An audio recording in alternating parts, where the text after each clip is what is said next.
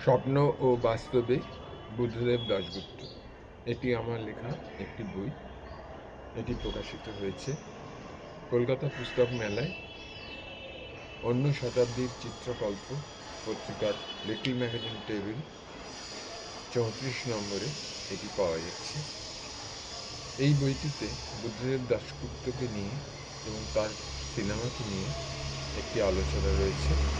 এছাড়াও রয়েছে তার লাল দরজা সিনেমা নিয়ে বিভিন্ন ক্রিটিক্যাল তত্ত্বের আলোকে তা আলোচনা করা হয়েছে, যেমন পোস্টমডার্নিজম, যেমন লাকার তত্ত্ব।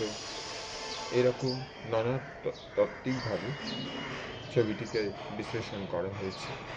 এছাড়া রয়েছে তার টোপ চলচ্চিত্রটি এবং উড়োজাহাজ চলচ্চিত্রটি সম্পর্কে একটি আলোচনা, এবং রয়েছে অসীম রতন ঘোষের করা আলোচনা তাহাদের কথা ছবিটিকে নিয়ে। এই বইটি এখন কলকাতা পুস্তক মেলায় অন্য শতাব্দীর চিত্রকল্প পত্রিকার লিটল ম্যাগাজিন টেবিল নম্বর ৩৪-এ পাওয়া যাচ্ছে। ৩রা ফেব্রুয়ারি ২০২৬-এ এই মেলা শেষ হবে।